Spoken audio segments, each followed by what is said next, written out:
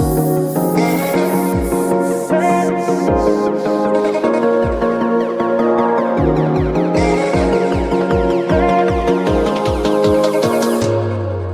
Hello hello, क्या हाल चाल। आप सबको नमस्कार। Welcome to the platform of Physics Navigator. तो कैसे हैं आप लोग, कैसी चल रही है आप लोगों की पढ़ाई। मैं उम्मीद करता हूं कि आप सब ठीक होंगे और आपकी पढ़ाई बहुत अच्छी चल रही होगी। तो चलिए आज का क्लास शुरू करते हैं, जहां पे हम लोग पढ़ेंगे इंटीग्रेशन और बहुत ज़्यादा मज़ा आने वाला है। इतना ज़्यादा मज़ा आने वाला है कि आपसे कोई क्वेश्चन पूछ दे सपने में भी तो आप उसका जवाब दे सकेंगे। तो चलिए इंटीग्रेशन के फील्ड के साथ शुरू करते हैं, जहाँ पर आपको बहुत ज़्यादा मज़ा आने वाला है। मैं आपको एक क्वेश्चन देता हूँ, पहले आप उस क्वेश्चन को सोल्व करें, फिर आपको समझ में आएगा कि सच में फिजिक्स में इंटीग्रेशन की ज़रूरत क्यों पड़ी। तो मैं एक क्वेश्चन देता हूँ, इस क्वेश्चन को आप अपने से पहले ऑप्ट करें। क्वेश्चन ये है भैया कि find force between point masses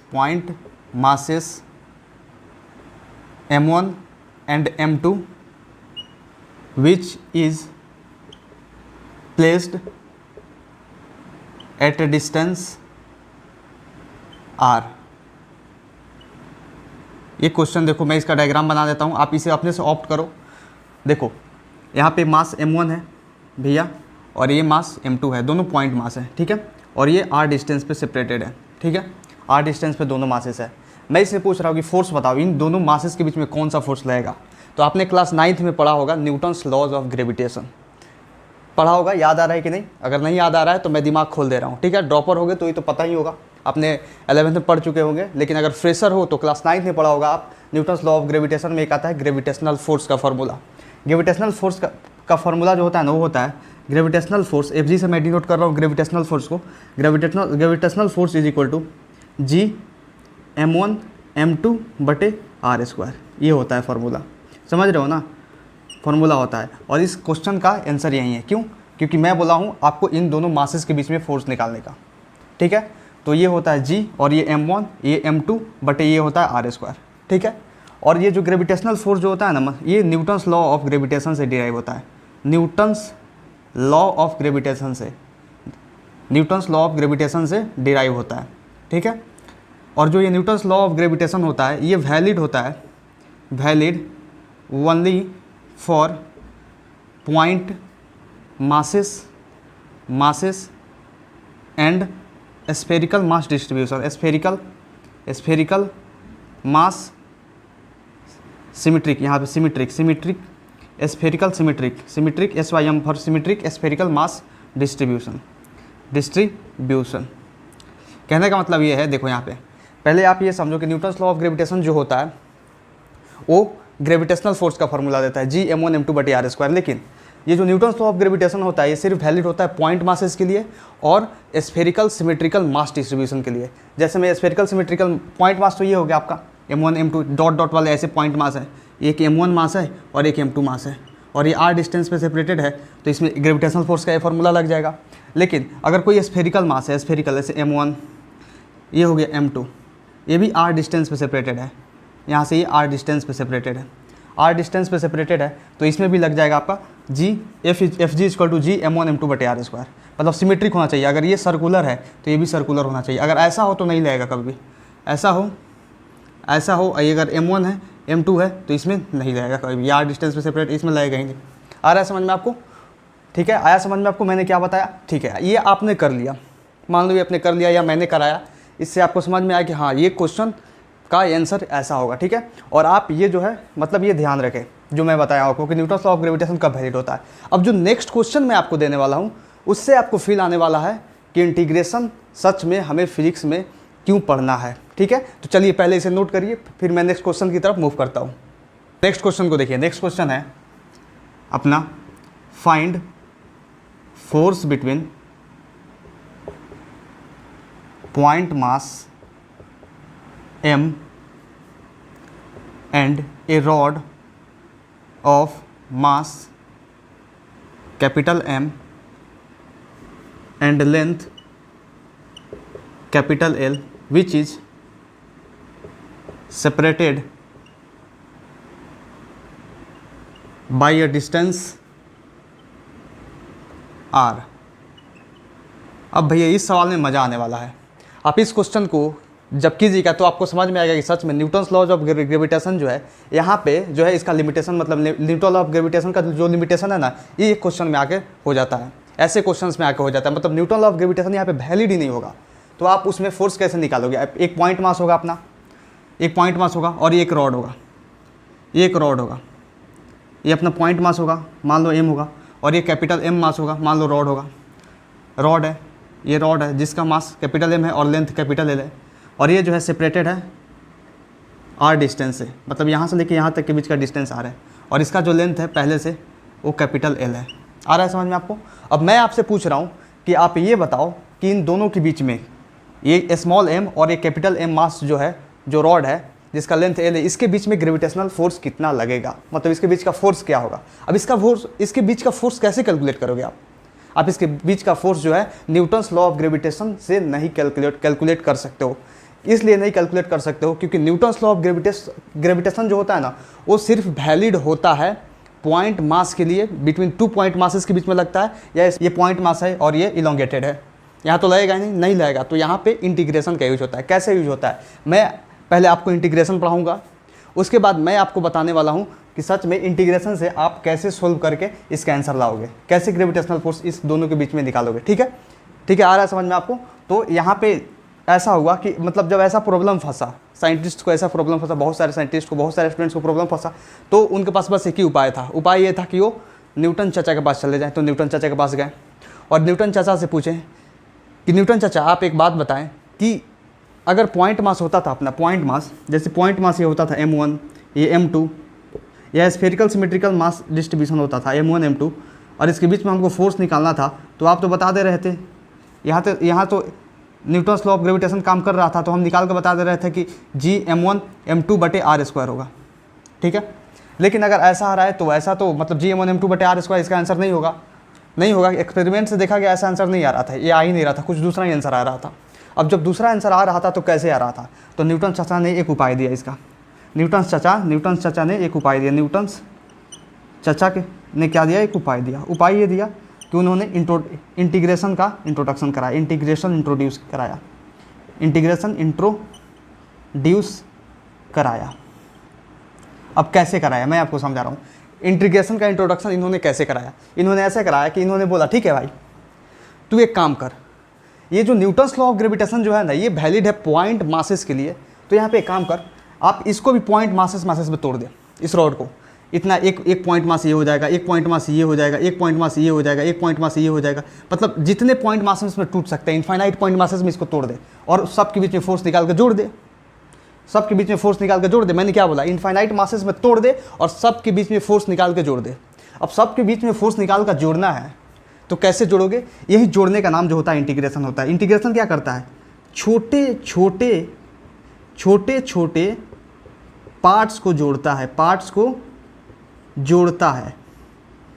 छोटे छोटे पार्ट्स को जोड़ता है। इंटीग्रेशन का काम ही है कि छोटे छोटे पार्ट्स को जोड़ देगा, छोटे छोटे पार्ट्स को जोड़ देगा। तो स्मॉल m होगा, कुछ यहाँ पे स्मॉल मास मान लो यहाँ पे काट लिया मैंने, जिसको मैंने बोला dm, फिर ऐसे ही dm काटा, इतना है dm,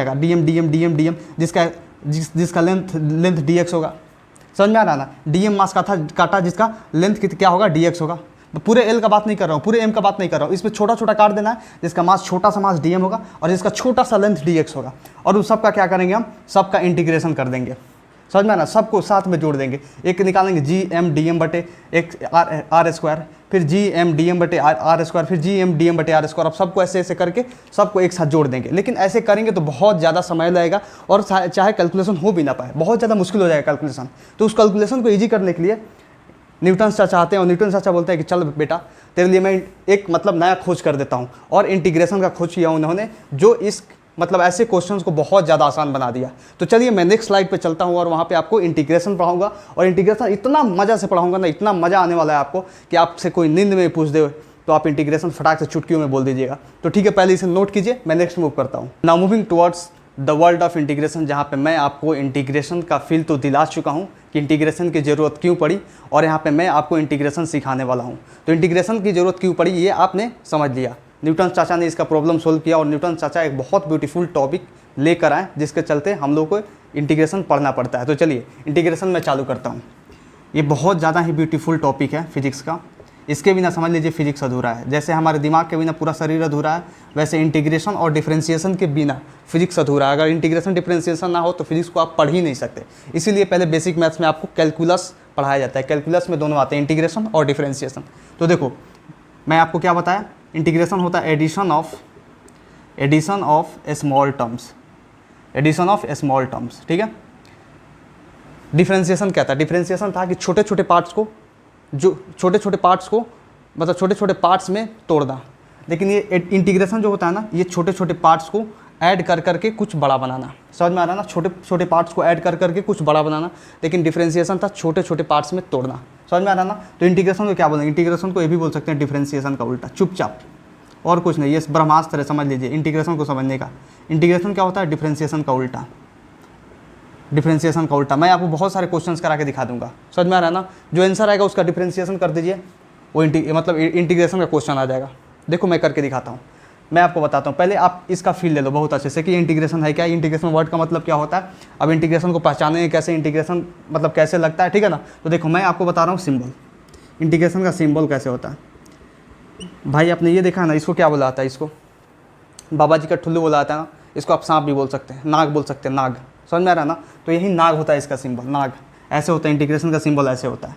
आ रहा समझ में आपको, ऐसे होता है इंटीग्रेशन का सिंबल। लेकिन अगर इस इंटीग्रेशन के सिंबल में ऐसे ब्रैकेट दे दिया जाए और इसे dx लिख दिया जाए तो इसका मतलब क्या होगा। इसका मतलब ये होता है कि इंटीग्रेशन ऑफ डब्बा, इंटीग्रेशन ऑफ, भाई ये डब्बा, खाली डब्बा, जैसे आपका दिमाग है, समझ में आ रहा है ना, वो खाली है, वैसे ही ये भी है। इंटीग्रेशन ऑफ खाली डब्बा with respect to x, with respect to x. लेकिन डिफरेंशिएशन कैसे था, वो था dy/dx, मतलब differentiation of y with respect to x था। लेकिन अगर ऐसे दिया हो तो इसको इंटीग्रेशन पढ़ेंगे, मतलब इंटीग्रेशन ऑफ डब्बा विथ रिस्पेक्ट टू एक्स। मतलब इस डब्बे में कुछ भी आ सकता है भैया। चलो फॉर एग्जांपल, आज जब इस डब्बे में मैं ऐसे डालूँ y dx, ये डब्बा था, इसमें y डाल दिया मैंने, y dx। तो इसको क्या रीड करेंगे, इसको रीड कैसे करेंगे, आप बताओ रीड कैसे करेंगे। इसके अनुसार आप बताओ रीड कैसे करेंगे। इसको रीड ऐसे करेंगे कि ये जो y dx है, इसका मतलब ये हुआ कि आपको y का इंटीग्रेशन करना है x के रिस्पेक्ट में। मतलब integration of y with respect to x। ऐसा समझ में आपको। जैसे मैं यहाँ पे लिख दूँ, जैसे मान लो यहाँ पे लिख दूँ मैं कि x² dx लिखा हुआ है, x² dx लिखा हुआ है। तो इसको कैसे रीड करोगे, इसको रीड करोगे आप integration of x² with respect to x। आया समझ में आपको, आ रहा है समझ में आपको, बहुत अच्छे से आ रहा है समझ में। चलो इसे नोट करो, मैं नेक्स्ट टॉपिक की तरफ मूव करता हूँ। पहले इसे नोट करो आप, यहाँ देखो जो डिफरेंशिएशन था, डिफरेंशिएशन वो क्या देता था, डिफरेंशिएशन स्लोप ऑफ ग्राफ देता था, स्लोप ऑफ कर्व देता था। लेकिन यहाँ पे इंटीग्रेशन जो होता है ना, वो एरिया अंडर द कर्व देता है। अब कैसे देता है, ये कैसे होगा, चलिए मैं आपको बताता हूँ। यहाँ पे देखो आप, जो डिफरेंशिएशन था, पहले पॉइंट ये लिखो आप, मैं दोनों का फील दिलाऊंगा अच्छे से। डिफरेंशिएशन था वो क्या देता है, डिफरेंशिएशन गिव्स स्लोप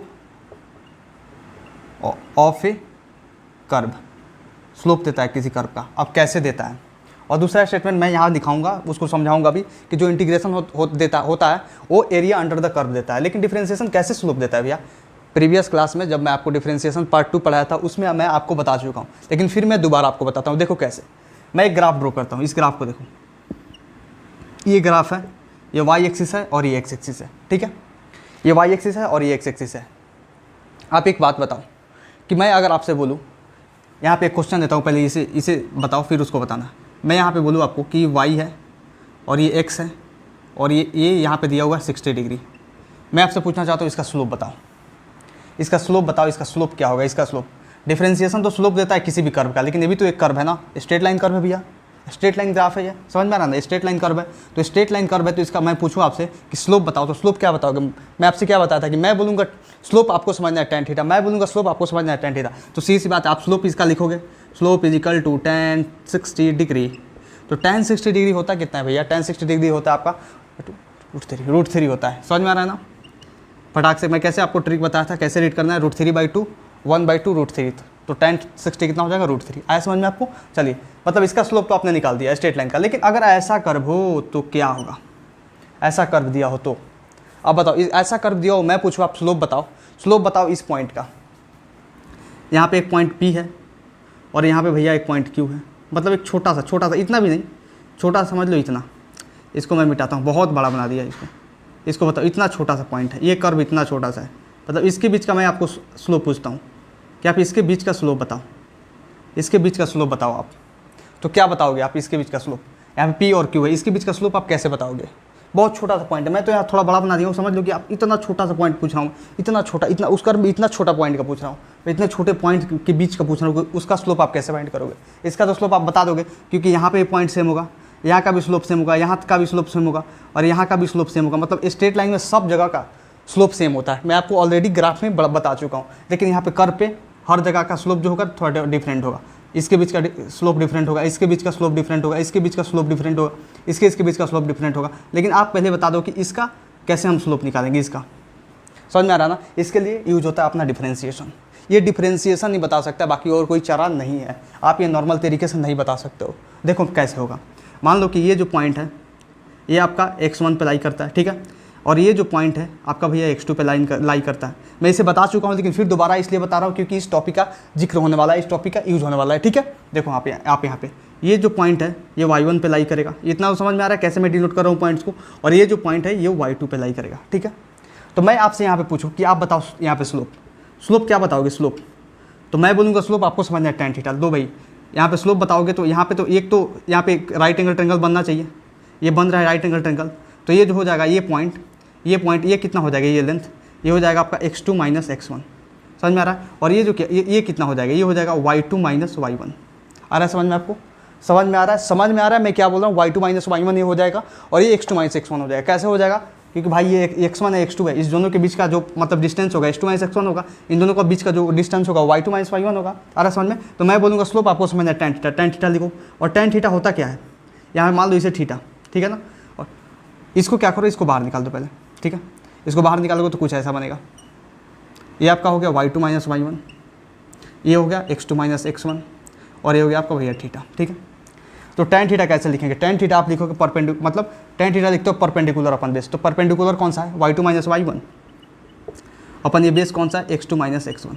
लेकिन आप इस चीज़ के लिए ये नहीं लिख सकते हो, आपको पता होना चाहिए, ये जो y2 माइनस y1 है ना भैया, y2 माइनस y1 है, मतलब ये जो होता है ना, ये किसी बड़े पॉइंट्स के बीच का मतलब ऐसे लिखा जाता है, बड़ा पॉइंट्स के बीच में। जैसे मैं निकालूँ ऐसे होता था, ऐसा ग्राफ अगर देते थे हम, अगर ऐसा ग्राफ देते थे, ऐसा ग्राफ देते थे, तो ये x1 होता था, ये y1 होता था, ये x2 होता था, और ये y2 होता था। तो इसके बीच का जो हम स्लोप आपको बताते थे, ये स्लोप होता था y2 माइनस y1 अपन x2 माइनस x1।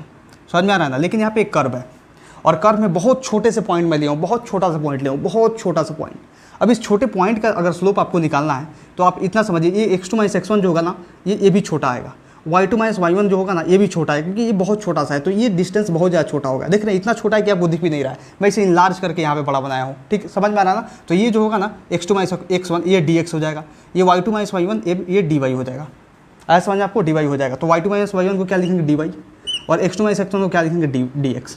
तो आपको क्या समझ में आया? यहाँ से स्लोप कितना आ गया, dy बाई dx, मतलब dy बाई dx क्या आ गया स्लोप, dy बाई dx क्या आ गया स्लोप, मतलब स्लोप ऑफ कर्व लिख सकते हैं, स्लोप ऑफ कर्व क्या आ गया भैया, dy बाई dx आ गया। और dy बाई dx क्या होता है? इंटीग्रेशन होता है, बस सॉरी डिफरेंशिएशन होता है। dy बाई dx क्या होता है? डिफरेंशिएशन होता है।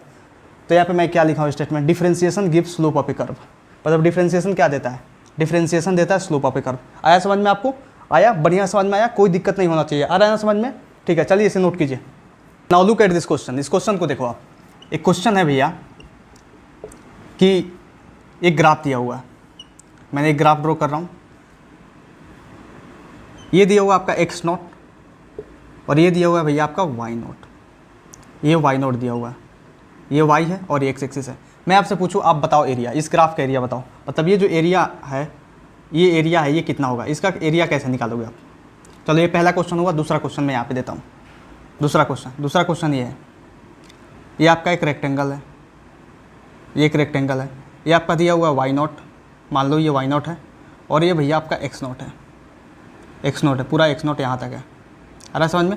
ये x है, ये y है। मैं आपसे पूछ रहा हूँ कि ये एरिया बताओ, ये जो एरिया है एरिया कितना होगा, मतलब ये एरिया कितना होगा A2, और ये A1 है आपका, A1 कितना होगा, A2 और A1 कितना होगा, मतलब A1 बताना है आपको, A1 कितना होगा, और आपको बताना है A2 कितना होगा। कैसे फाइंड करोगे आप बताओ? कैसे फाइंड करोगे, एरिया कैसे फाइंड करोगे? तो आप सीधी सी बात ये कहोगे क्या बात है, ये तो बहुत आसान है, ये मतलब इतना आसान आप पूछ क्यों रहे हैं हमसे? देखो एरिया आप ऐसे फाइंड करोगे इसका कि ये जो है ना एक राइट एंगल ट्रेंगल बन रहा है ना, और किसी भी ट्रेंगल का जो एरिया होता है वो होता है भैया आपका 1/2 into base into height, 1/2 into base into height होता है ना, 1/2 इंटू बेस इंटू हाइट। तो भैया एरिया क्या लिख देंगे हम, area is equal to 1/2 into base कितना है, इसका बेस है x0 और हाइट कितना है, हाइट है आपका y0, मतलब ये आप बोल दोगे कि जो एरिया होगा इसका 1/2 इंटू x0 इंटू y0 हो जाएगा। ठीक है, चलो आगे आपको देखो, नेक्स्ट देखो जो A2 है, A2 अब इसका कैसे एरिया निकालोगे? ये जो है आपका रेक्टेंगल है, मैं आपको यहाँ पे बोल दूँ ये रेक्टेंगल है, रेक्टेंगुलर बॉक्स है, रेक्टेंगुलर बॉक्स है, बॉक्स मान लो।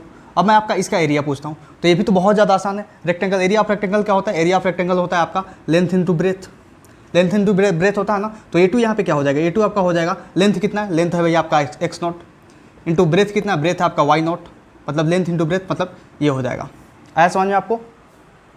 आप ये सोचोगे कि सर इतना मतलब आसान सवाल आप क्यों दिए हैं हमको, ये तो बहुत ज़्यादा आसान है, ये तो मुझे मतलब क्लास मतलब 6ठी से आता है, ये क्लास 7 से आता है, क्लास 8 से आता है, मतलब बहुत ज़्यादा आसान है ये। इतना आसान कराने का मतलब क्या आपने सोचकर मतलब इतना आसान कराया? मैं आपको बताऊं तो इतना आसान सवाल मैंने दिया, ठीक है, लेकिन मैं आपको अगर ये दे दूं 3rd नंबर में, मैं आपको ये दे दूं भाई ये करके बताओ, थोड़ा ये करके बताओ, ये करके बताओ, इसका मैं पूछ रहा हूँ आपको एरिया बताना, ये 3 है, ये बताओ, ये y दिया हुआ है, ये x दिया हुआ है, अब इसका एरिया बताओ। मैं आपसे पूछता हूँ ये 3 बताओ, A3 कैसे करोगे, A3 कैसे करोगे बताओ, थोड़ा सोचो, दिमाग लगाओ, दिमाग लगाओ, दिमाग लगाओ, कैसे करोगे बताओ, बताओ कैसे करोगे A3 कैसे करोगे, कैसे निकालोगे A3 को? कुछ आ रहा है समझ में आपको? नहीं आ रहा है? नहीं आ रहा है, मैं बताऊँ, ये करके बताओ, ये करके बताओ, थोड़ा सा बताओ, लगाओ दिमाग लगाओ, कैसे होगा लगाओ, इसका एरिया बताओ। अब ऐसे जो एरिया निकलेगा ना, ऐसा एरिया मतलब ऐसा अगर आ रहा है, ऐसा उलट पुलट हुआ कर्व दिया हुआ है, कैसा भी कर्व है, मतलब टेढ़ा मेढ़ा कुछ भी कर्व है, ऐसा कर्व है, ले भाई ऐसा कर्व दे दे, समझ में आना ना, कुछ ऐसा कर्व दे दे, कुछ ऐसा कर्व दे दे। अब इसका एरिया पूछ ले आपसे, ये y दिया हुआ है, ये x दिया हुआ है, ये y दिया हुआ है, ये x दिया हुआ है, तो कैसे आप फाइंड करोगे? आ रहा समझ में? आप कैसे फाइंड करोगे? अब यहाँ पे जो होता है ना, इन सब के लिए आपका यूज होता है भैया इंटीग्रेशन, इंटीग्रेशन। ये तो बहुत आसान था, ये तो आप फॉर्मूले पढ़ो क्लास 6ठी में तो ये आप आराम से बता दिए, लेकिन ये जो होता है ना क्लास 11th में आकर मतलब ऐसे कर्व का एरिया कैसे निकालेंगे, ये इंटीग्रेशन सिखाता है। तो चलो इसे फटाफट नोट करो, मैं फिर आपको बताने वाला हूँ कि ऐसे अगर कर्व आते हैं तो उसका एरिया हम कैसे निकालेंगे। Now look at this question, ये जो क्वेश्चन है आपको सिखाने वाला है कि अगर ऐसा कर्व आ जाए, अगर ऐसा कर्व आ जाए लपटा सा, समझ में आ रहा है ना, ये कोई स्ट्रेट कर्व नहीं है कि आप आराम से निकाल दीजिएगा, अगर ऐसा कर्व आ जाए तो कैसे आप एरिया फाइंड करोगे इंटीग्रेशन की हेल्प से। देखो अगर ऐसा कर्व आ रहा है तो क्या करोगे आप? अब सीधी सी बात है, आप तो मतलब पूरे का इंटीग्रेट मतलब पूरे का एरिया नहीं निकाल सकते हो डायरेक्ट, तो आप क्या करोगे, पहले क्या करोगे कि पहले क्या करोगे, एक छोटा सा स्ट्रिप काटोगे। आप सोचेगा हम इसका एरिया निकाल रहे हैं, इस छोटे से स्ट्रिप का, और इस छोटे छोटे स्ट्रिप का यहाँ पर भी एक छोटा सा स्ट्रिप काटोगे, यहाँ पर भी एक छोटा सा स्ट्रिप काटोगे, यहाँ पर भी एक छोटा सा स्ट्रिप काटोगे, यहाँ पर भी एक छोटा सा स्ट्रिप काटोगे, यहाँ पर भी एक छोटा सा स्ट्रिप काटोगे। अब सारे स्ट्रिप्स को काट कर, जैसे रॉड में करते थे ना, जैसे मैं रॉड में आपको बताया हूँ करने के लिए, वैसे ही सारे स्ट्रिप्स को काट कर सारे एरिया को आपको जोड़ देना है। और जोड़ता कौन है? इंटीग्रेशन। जोड़ता कौन है? इंटीग्रेशन। बहुत ध्यान से सुने मेरे बात को, ठीक है। मान लो मैं एक स्ट्रिप काटा, मैं सारे स्ट्रिप्स को काट रहा हूँ, समझ रहे ना, एक छोटा छोटा स्ट्रिप को काट रहा हूँ, जिसमें से एक स्ट्रिप को मैं आपको शो कर रहा हूँ। एक स्ट्रिप को काटा, उसका लेंथ जो है dx है, समझ में आ रहा है। और ये जो है ये पूरा ये y है, आ रहा है समझ आपको। ये पूरा कितना है? ये पूरा कितना है मैं यहाँ पे मिटा रहा हूँ। ये पूरा जो है y है, ये पूरा कितना है? ये y है, ये पूरा y है, और ये dx लेंथ है, ठीक है। ये dx लेंथ है, आ रहा है समझ आपको। मैं अगर आपका एरिया लिखना चाहूँ यहाँ पे छोटा सा एरिया, क्योंकि छोटा सा मैंने स्ट्रिप काटा हुआ है, इस एरिया का छोटा सा स्ट्रिप काटा हुआ है, मैं इसका एक छोटा सा एरिया लिखूंगा, ठीक है। इस छोटे से एरिया को अगर लिखूंगा तो छोटा सा एरिया मतलब छोटा सा लेंथ इंटू ये y, मतलब पूरा तो ये y है, लेकिन ये छोटा सा लेंथ मैंने नीचे काटा x का, तो इसको लिख दूँ y इंटू डी एक्स। अरे समझ में, मतलब एरिया क्या हो जाएगा? y इंटू डी एक्स, क्योंकि ये बन क्या रहा है भैया y इंटू डी एक्स ही क्यों लिखेंगे y इंटू डी एक्स, और कुछ क्यों नहीं लिखेंगे? क्योंकि ये जो है ना थोड़ा रेक्टेंगुलर टाइप में बन रहा है, रेक्टेंगुलर टाइप में, जहाँ पे इसका लेंथ dx है और इसका मतलब लेंथ लग रहा है y है और जो ब्रेथ है उसका dx है, इसीलिए y इंटू डी एक्स लेंगे, मतलब l इंटू बी लिखेंगे। आ गया समझ में आपको। लेकिन अब क्या करेंगे? अब क्या करना है आपको मतलब पूरे का एरिया निकालना है, मतलब x1 से लेके x2 तक का एरिया निकालना है ना, x1 से लेके x2 तक का एरिया निकालना है। तो कैसे करोगे आप? ये छोटा सा तो मतलब इसका एरिया निकाल दिए, वैसे इसका एरिया सबका एरिया निकाल दोगे, उसको इंटीग्रेट कर दोगे, इंटीग्रेट मतलब जोड़ दोगे, मतलब डी का मतलब हुआ कि सब का एरिया, छोटे छोटे पार्ट्स का एरिया, वाई डी एक्स का मतलब ये पूरा डी एक्स इतना डी एक्स इतना डी एक्स इतना डी एक्स इतना डी एक्स इतना डी एक्स मतलब x1 से लेकर x2 तक, मतलब ये लिख दिया आप, मतलब कहाँ से कहाँ तक करना चाहते हो, x1 से लेकर x2 तक आप एरिया निकालना चाहते हो। समझ में आ गया आपको? तो ये हो गया आपका डी ए। ठीक है, मैं आपको सिखाऊंगा कि डी ए का इंटीग्रेशन क्या होता है, सब सिखाने वाला हूँ। मैं आपको पहले बेस बना देना चाहता हूँ कि बेस अगर बन जाएगा तो आपको समझ में आने लगा कि सच में इंटीग्रेशन, अगर ऐसा क्वेश्चन आता है चुटकियों में ऐसे कैसे होगा। रूल्स तो बहुत छोटी चीज़ है, लेकिन इंटीग्रेशन का अगर फील नहीं आया तो रूल्स जान कर भी आप कुछ नहीं कर पाओगे। बहुत अच्छे समझ में आ रहा है ना? देखो यहाँ पे तो ये वाई डी एक्स है, वाई का वैल्यू मैंने कितना दिया 7x²। तो यहाँ पे डालो 7x², ये x1, ये x2 और ये dx। समझ में आया? मतलब ये कैसे मैंने पुट किया, ये कैसे मैंने पुट किया, ये कैसे किया, ये आपको समझ में आना चाहिए, बस इतना। समझ में आ रहा है ना? इसके बाद आप रूल्स पे छोड़ दो, अगर रूल्स आपको आएगा तो आप सीख जाओगे बहुत अच्छे से। समझ में आ रहा है ना? नेक्स्ट मैं आपको रूल्स बताने वाला हूँ जिससे आपको ये समझ में आएगा कि ये जो होता है ना बहुत छोटा सा, मतलब फटाक से खेल जाओगे इस पर आप, और फटाक से इसका एरिया आप निकाल के दे दोगे। आ रहा समझ में? चलो मैं आपको रूल बताने वाला हूँ। रूल नंबर 1 देखो, जो भैया रूल नंबर 1 जो होता है ना इंटीग्रेशन का, रूल नंबर 1 वो जो होता है वो बोलता है कि अगर y = x⁴n है, y = x⁴n है, तो इसको मैं पहले डिफ्रेंसिएशन बताऊंगा आपको, फिर इंटीग्रेशन बताऊंगा आपको। ठीक है, तो इसका dy/dx क्या होता था, dy/dx, dy/dx। इंटीग्रेशन और डिफ्रेंसिएशन बताने का मतलब मेरा ये तुक है, क्योंकि अगर मैं आपको सिर्फ इंटीग्रेशन बताता हूँ लेकिन डिफ्रेंसिएशन नहीं बताता हूँ तो आपको लगेगा दोनों सेम है, इंटीग्रेशन और डिफ्रेंसिएशन। लेकिन देखो मैं आपको पहले डिफ्रेंसिएशन बताऊँगा, उसके बाद इंटीग्रेशन बताऊँगा, तो आपको दोनों मतलब सिमिलर, मतलब एक पैनल में चलता जाएगा, एक पैरेलल चलता जाएगा, तो आपको मतलब दोनों मतलब भिन्न लगेगा, डिफरेंट लगेगा। समझ में आ रहा है ना? तो देखो y = x⁴n जब होता था तो इसका डिफरेंशिएशन क्या होता था, ये आप बताओ। ये होता था कि टोपी को नीचे उतारो और टोपी में से -1 सब्ट्रैक्ट करो, मतलब n x⁴n-1 आया समझ में? लेकिन अगर इंटीग्रेशन करना है भैया तो इस सांप को डालो इसके अंदर और y dx करो, क्योंकि y = x⁴n है। इसका मतलब ये हुआ कि y के जगह पर आप x⁴n रखोगे, मतलब इसका मतलब क्या हुआ, आप y के जगह पे x⁴n रखोगे, मतलब इसको लिख सकते हो x⁴n dx। आया समझ में? तो इसका क्या होता है पता है? इसका क्या होता है? इसका होता है भैया आपका x⁴n+1/n+1। लेकिन ये आप एक और चीज़ जान लो, मैं टाइप्स ऑफ इंटीग्रेशन नहीं बताया हूँ, लेकिन अगर यहाँ पे लिमिट्स नहीं होते, चलो मैं यहाँ पे बता देता हूँ। यहाँ पे एक c आएगा, c कैसे आएगा पहले मैं टाइप्स ऑफ इंटीग्रेशन बता देता हूँ। यहाँ पे इसको मिटाऊँ, ये रूल्स आएगा तो आपको आ जाएगा। ठीक है, देखो यहाँ पे टाइप्स ऑफ इंटीग्रेशन,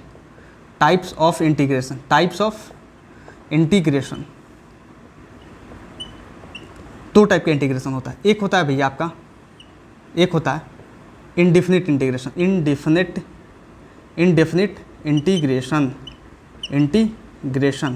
और एक होता है डेफिनिट इंटीग्रेशन। इससे आप क्या समझते हो? इंडेफिनिट का मतलब अनिश्चित और डेफिनिट का मतलब निश्चित। समझ में आ रहा है ना? मतलब डिफाइन है, इंटीग्रेशन डिफाइन है, मतलब कुछ लिमिट होगा। इंडेफिनिट का मतलब डिफाइन नहीं है। समझ में आ रहा है ना? तो ये इंडेफिनिट इंटीग्रेशन जो होता है ना, और ये डेफिनिट इंटीग्रेशन, अब देखो डेफिनिट इंटीग्रेशन में लिमिट्स होते हैं। लिमिट्स का मतलब क्या होता है? लिमिट्स का मतलब ये होता है कि भैया आपको ऐसे दिया रहेगा, अगर आपको बोल रहा है y dx फाइंड करने के लिए, y dx, तो यहाँ पे एक लिमिट होगा। जैसे मान लो x⁴ है, इसी मान लो 7x² मान लो, यहाँ पे दिया हुआ है ना ये 7x² dx। समझ में आ रहा है ना? 7x² dx मान लो, ऐसे अगर दिया हुआ तो यहाँ पे एक लिमिट होगा, यहाँ पे x1 होगा, यहाँ पे x2 होगा, और यहाँ पे x1 को बोला जाएगा लोअर लिमिट।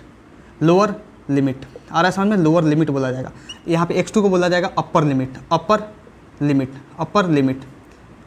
अब ऐसा अगर आ रहा है लोअर लिमिट, यहाँ पे अगर ऐसा आ रहा है तो सोल्व इसे कैसे करेंगे मैं आपको क्वेश्चन कराऊंगा, उसके थ्रू बताऊंगा। समझ में आ रहा है ना? लेकिन ये जो इंडेफिनिट इंटीग्रेशन होगा ना, ये मतलब इसका मतलब कोई डिफाइन मतलब होगा ही नहीं, कुछ भी डिफिनिट होगा ही नहीं। डिफिनिट नहीं होगा तो इसमें एक लास्ट में कांस्टेंट ऐड हो जाएगा ऐसे।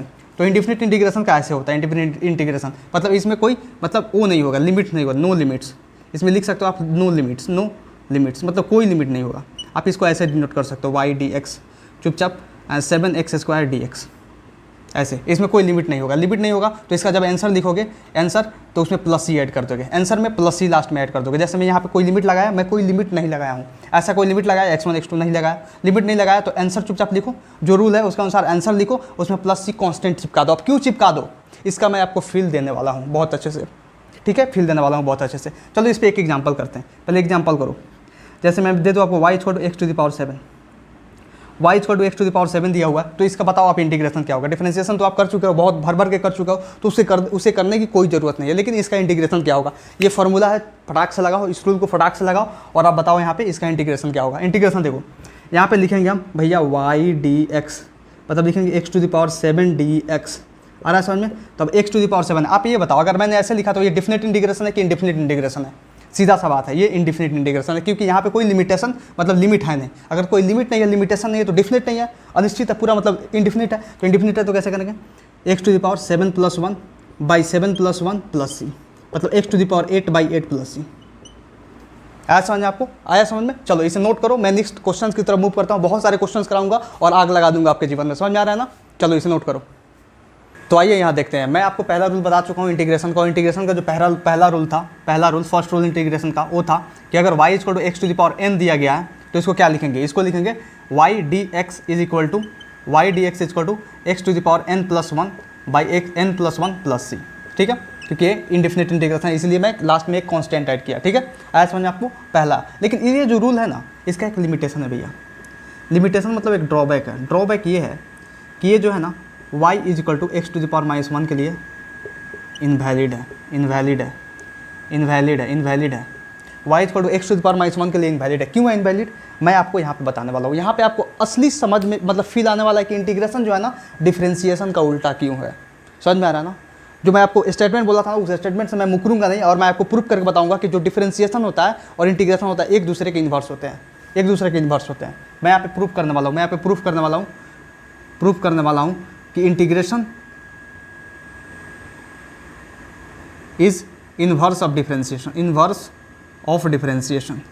डिफरेंशिएशन। अरे पढ़ो ऐसा कि दोबारा कभी पढ़ने का मतलब पढ़ने का जरूरत ना पड़े, समझ रहे हो ना? एक बार पढ़ दोगे, मैं आपको रूल्स फटाफट सिखा के भगा दूंगा। मैं चाहूँ तो आपको रूल्स फटाफट सिखा दूँ, कितना 10 मिनट समय लगता है भाई रूल सिखाने में। लेकिन आपको अगर फील नहीं दिलाऊँ, अंतर आपके मतलब नस नस में नहीं समाए, तो क्या मज़ा पढ़ने का भाई? मज़ा ही नहीं आएगा। तो नस में समाना बहुत ज़्यादा जरूरी है, इसलिए मैं चाहता हूँ कि आपका दिमाग खोल कर रख दूँ। इसलिए क्योंकि मैं अगर कोई स्टेटमेंट बोलता हूँ तो स्टेटमेंट सही है कि नहीं, उसकी वैलिडिटी कहाँ तक है, तो मैं आपको अभी सिखा रहा हूँ। देखो यहाँ पे मैं बोला कि y = x to the power -1 के लिए इनवैलिड है। मतलब यहाँ पे अगर n -1 हो तो n अगर -1 हो, यहाँ पे अगर n है, ये जो n x to the power n अगर -1 होता है तो ये फार्मूला इनवैलिड लगेगा ही नहीं। अब क्यों नहीं लगेगा मैं आपको बताता हूँ। देखो पहले आप एक बात बताओ, पहले मैं ये प्रूफ करता हूँ, ठीक है? यहाँ पे प्रूफ देखो, अगर y = x to the power n दिया हुआ है, तो इसका मैंने y dx क्या लिखा? y dx लिखा ये कि x to the power n + 1 by n + 1, ठीक है? प्लस ही आया। लेकिन मैं आपको ये भी बोलना चाहता हूँ कि अगर मान लो इसका मैं डिफरेंशिएशन कर दूं तो ये आएगा कि नहीं? अगर इसका डिफरेंशिएशन, अगर इसका मैंने इंटीग्रेशन किया तो ये आया, मतलब इसके इंटीग्रेशन से ये आ रहा है, इसके इंटीग्रेशन से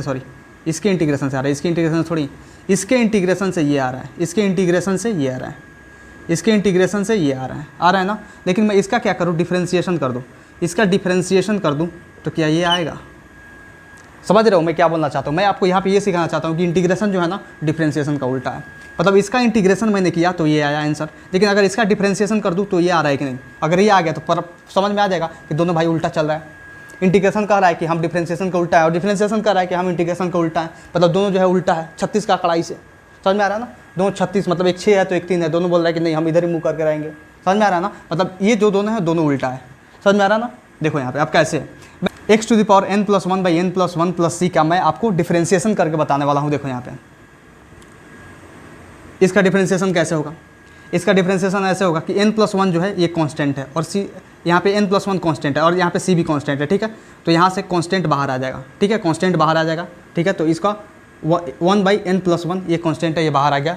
डिफरेंशिएशन से आया समझ में आपको? और x to the power n + 1 का, x to the power n + 1 का क्या हो जाएगा? x to the power n + 1 का हो जाएगा कि n + 1 को बाहर करो, ठीक है? n + 1 को बाहर करो, और उस n + 1 को बाहर करने के बाद ये x जो है ना, यहाँ से n + 1 में से -1 घटाओ। ये समझ में? x to the power n क्या था? x to the power n क्या था? नीचे n को उतारो इंटू x, ऊपर n to the power n और -1, यही करना था। यहाँ पर वही किया हूँ मैं, सेम किया हूँ ना? आ रहा है समझ में? सेम किया हूँ। देखो यहाँ पे तो 1 बाई n + 1 है, तो 1 बाई n + 1 का भैया n + 1 लिखेंगे, और ये भी तो n + 1 है, n + 1 लिखेंगे, और ये x टू द पावर ये कितना हो जाएगा? 1 1 ये कट गया, x to the power n आ गया, मतलब ये कट गया। क्या आया भाई? x to the power n आ गया, आया ना? अरे आया कि नहीं समझ में? बताओ आप, आया कि नहीं समझ में? आपको आया समझ में मैं क्या बोलना चाह रहा था? आया समझ में आपको? देखो प्रूव करके बता दिया कि नहीं भैया इंटीग्रेशन जो है डिफरेंशिएशन का उल्टा है। ना समझ में? देखो कितना आसान है, मतलब ये फील आ गया आपका अंतरात्मा में घुस गया कि नहीं? वैसे ही जितने भी सारे रूल्स बताऊंगा ना, मतलब समझ लो, अगर उसका आप डिफरेंशिएशन कर दे तो आप इंटीग्रेशन का मतलब जिसका इंटीग्रेशन कर रहे थे वो आ जाएगा। समझ में आ रहा है ना, मतलब आप डिफ्रेंसिएशन करके तोड़ दे रहे हो लेकिन इंटीग्रेशन करके जोड़ दे रहे हो, डिफ्रेंसिएशन करके तोड़ दे रहे हो, इंटीग्रेशन करके जोड़ दे रहे हो, डिफ्रेंसिएशन करके तोड़ दे रहे हो भैया, इंटीग्रेशन करके जोड़ दे रहे हो। मतलब तोड़ना जोड़ना एक दूसरे का अपोजिट है कि नहीं, इसीलिए इंटीग्रेशन जो होता है ना वो डिफ्रेंसिएशन के इन्वर्स होता है, मतलब उल्टा होता है। आया समझ में आपको, आया? तो यहाँ से तो मैंने आपको प्रूव कर दिया, लेकिन मैं आपको ये बताने वाला भैया काहे ये x⁻⁻1 के लिए ये काहे ये जो है इंटीग्रेशन ये वैलिड यहाँ पे नहीं है, मतलब ये आंसर नहीं होगा, ऐसे आंसर हम नहीं लिखेंगे। क्यों? क्योंकि बताओ आप, चलो ये बताओ, मैं आपसे पूछूं भैया कि जो log बेस EX होता था इसका डिफ्रेंसिएशन क्या होता था, y = log बेस EX दिया हुआ है, मैं आपको यहाँ पे डिफ्रेंसिएशन बताता हूँ। डिफ्रेंसिएशन देखो, y = log बेस EX जब होता था तो इसका डिफ्रेंसिएशन क्या होता था, अब बताओ। तो सीधा बोलेगा ये तो बहुत आसान है, dy/dx जो होता था इसका 1/x होता था। कोई शक नहीं, मतलब 1/x को आप x⁻⁻1 भी लिख सकते हो। मतलब इसका जो है y = log बेस EX का जो डिफ्रेंसिएशन हुआ वो x⁻⁻1 आ रहा है, मतलब इसका इंटीग्रेशन करने पर ये आना चाहिए, इसका इंटीग्रेशन करने पर ये आना चाहिए। लेकिन आप क्या करोगे, मैं आपको बोलूँ कि y = x⁻⁻1 दिया हुआ है भैया, इसका इंटीग्रेशन करो, यहाँ पे इसका इंटीग्रेशन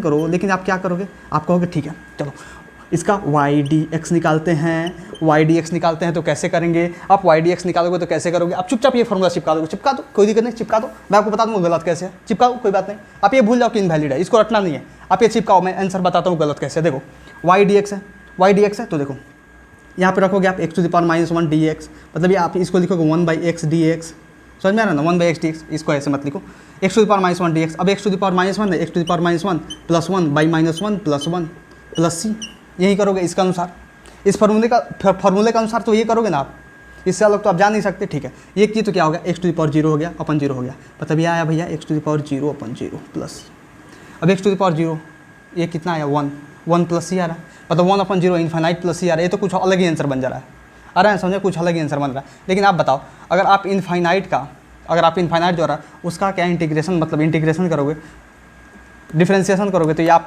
पा सकोगे, नहीं पा सकोगे, कभी भी नहीं पा सकोगे, तो यहाँ पे ये गलत हो जाता है, ये आप नहीं करो, समझ में आ रहा है ना।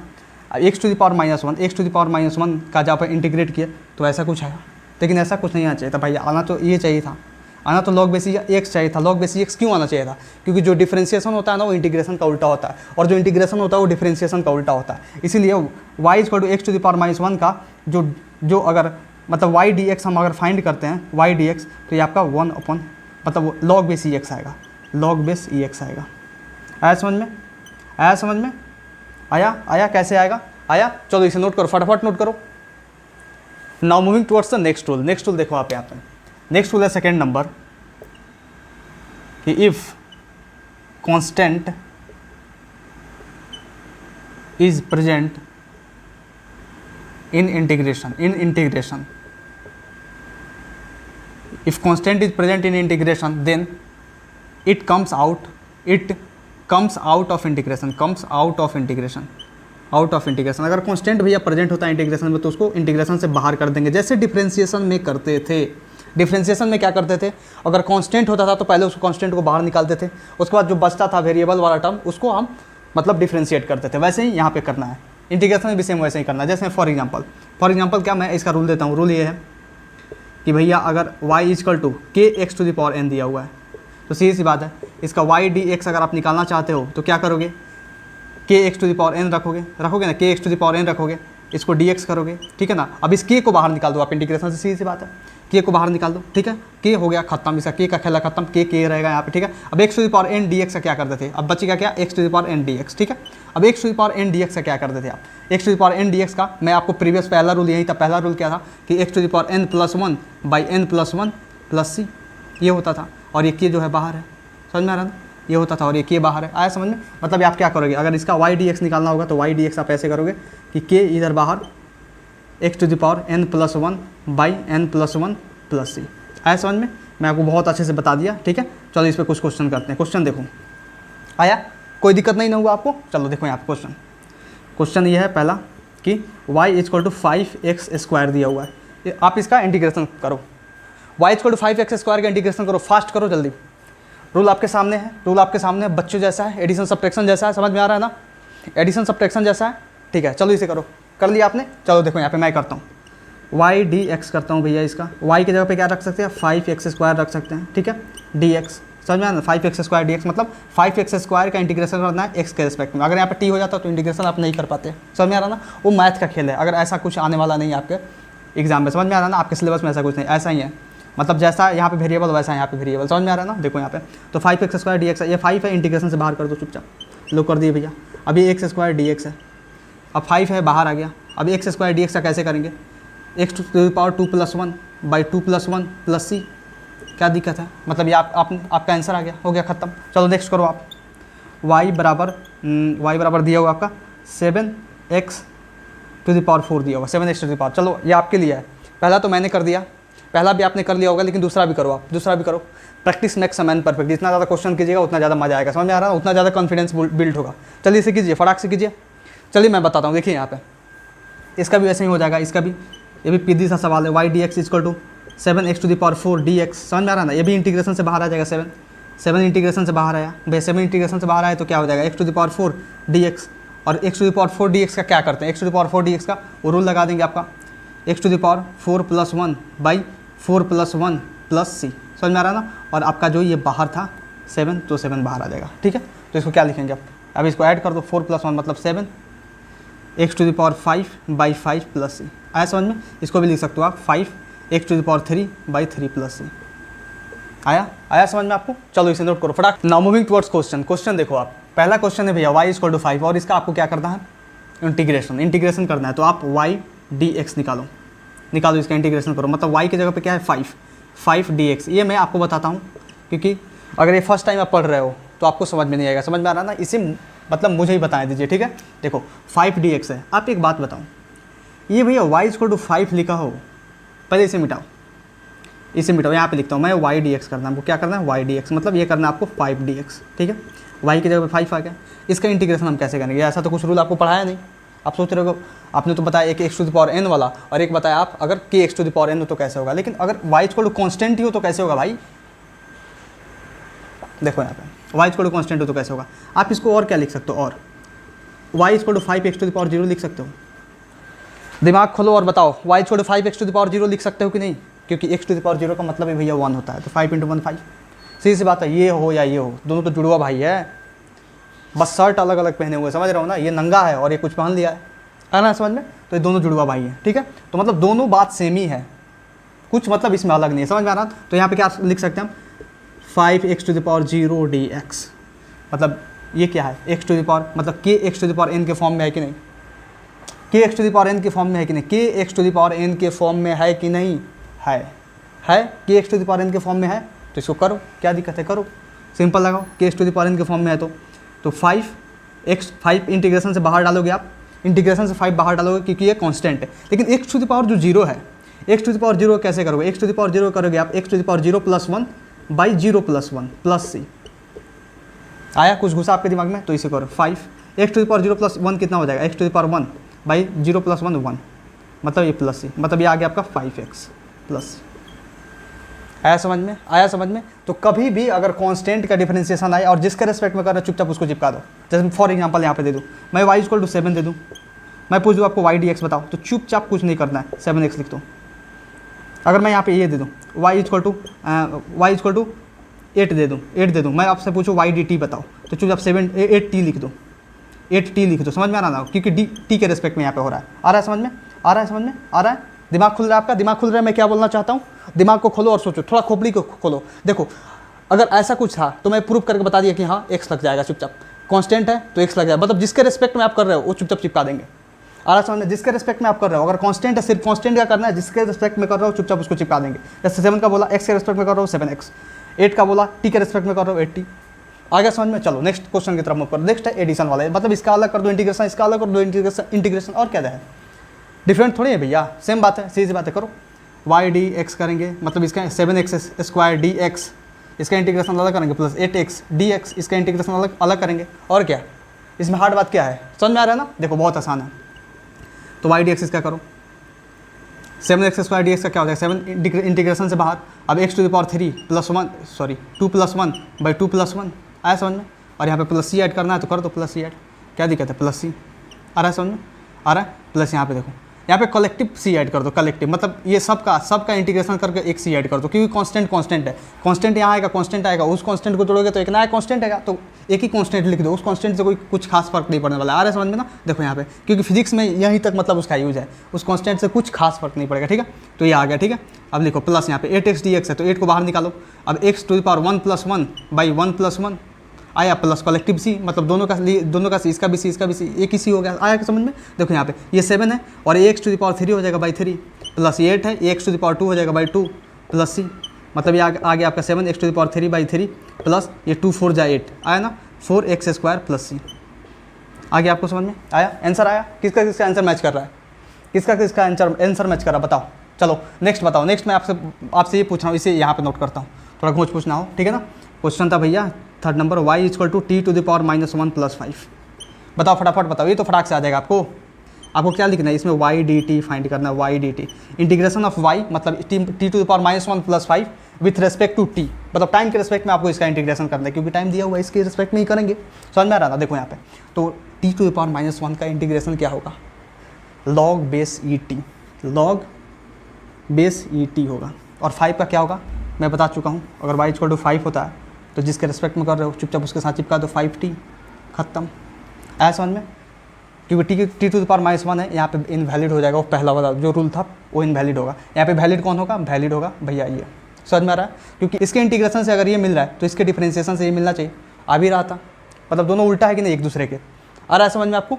तो चलिए आज के लिए बस इतना ही, और मजे करते रहिए, अच्छे से पढ़ाई करते रहिए। कल मैं आपको इंटीग्रेशन खत्म करने वाला हूँ, इंटीग्रेशन पार्ट 2 आने वाला है, जिसमें हाहाकार विद संस्कार होने वाला है। बहुत सारे क्वेश्चंस कराऊंगा और आपको नेक्स्ट रूल्स बताऊंगा, और इतना मजा दिलाने वाला हूँ कल, इतना मजा दिलाने वाला हूँ कि आज से दुगुना मजा आएगा। समझ रहे हैं ना?